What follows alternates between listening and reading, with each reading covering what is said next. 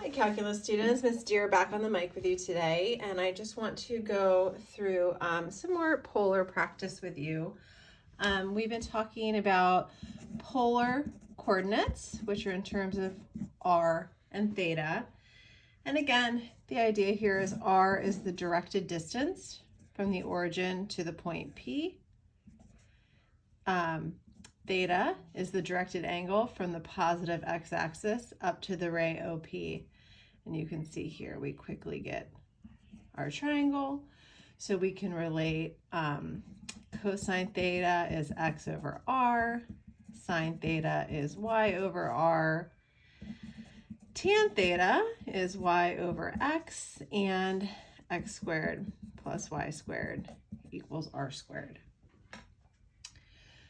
So if I want to convert the point 2, 2 from rectangular to polar, actually let's do negative 2, 2, from rectangular to polar, well, I know that this point is down here, negative 2, positive 2. So I need to find r and I need to find theta. Well, x squared plus y squared equals r squared, so r equals rad 8. To find this angle theta right here, I know that tan theta is negative 1, so theta is 3 pi over 4.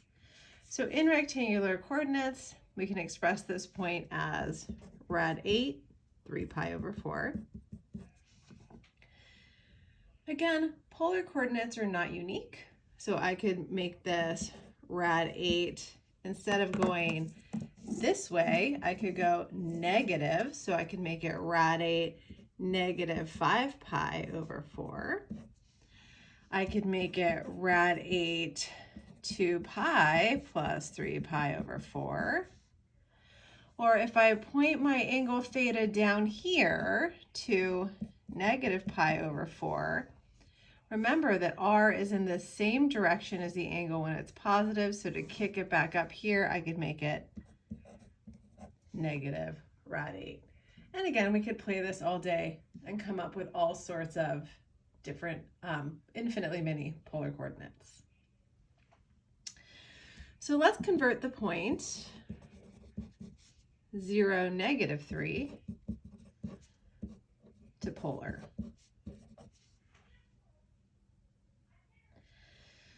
Well, because this lies on the y-axis, we know that r is 3, and it points in the direction of the negative y-axis.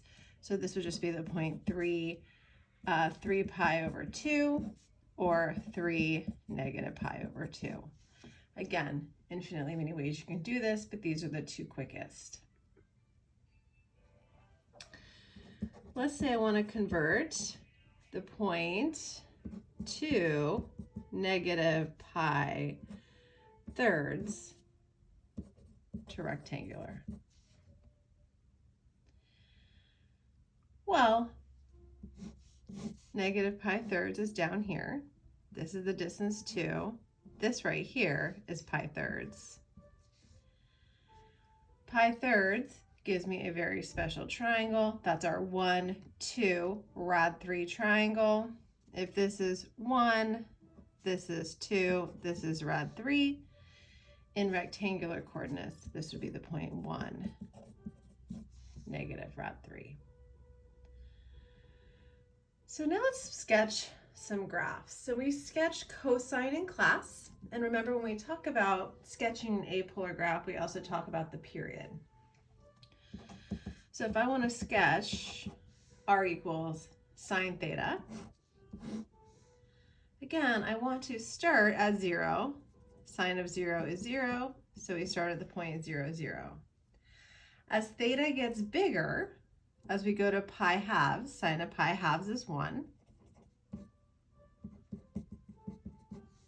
And again, as I rotate this way, my distances get bigger, so it's going to come up here, and then it's going to come back down here. Look at that circle, Miss Deer. Oriented this way, my period is pi. If I wanted to actually write this in rectangular coordinates, the center of the circle is at 0, 1/2. My radius is 1/2, and it's super gross. So it's a totally different way to think of your circle as extending out from the origin. So let's practice another one here.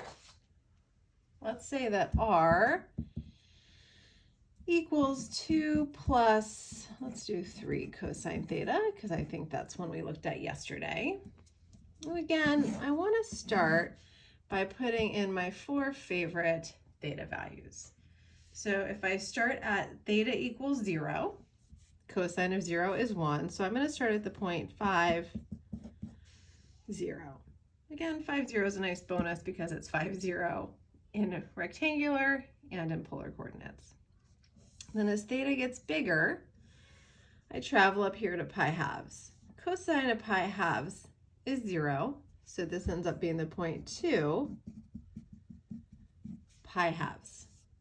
Now as I come over here to pi, cosine of pi is -1. So although my angle is pointing this way because r is negative, I end up at the point -1 pi. And then to continue down here to 3 pi over 2, cosine of 3 pi over 2 is 0. So this is again the point 2, 3 pi over 2. Oops.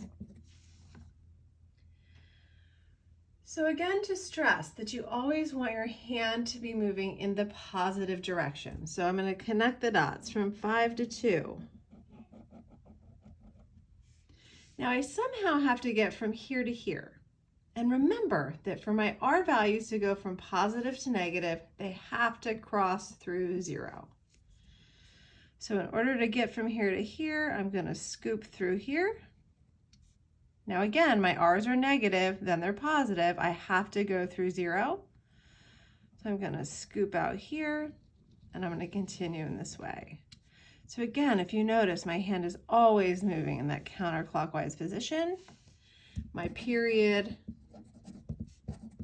is 2 pi, and this is obviously called a rotten peach. That's not true, but you can see I end up with an internal loop-de-loop here.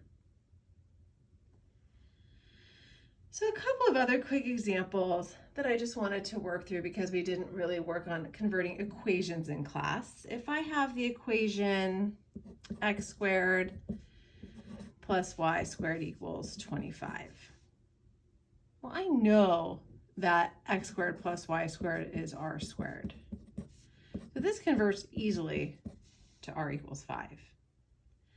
And if you don't see that right away, you can absolutely plug in x squared, x is r cosine theta,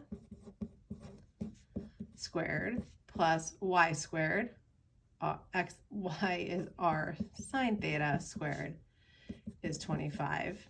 So you end up with r squared times cosine squared theta plus sine squared theta is 25. Oh my gosh, math is the best.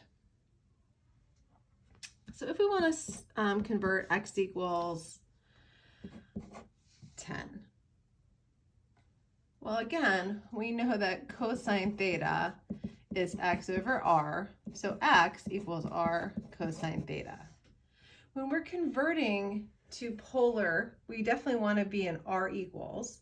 So instead of x equals 10, we're going to just say r cosine theta is 10. So r is 10 over cosine theta, or 10 secant theta.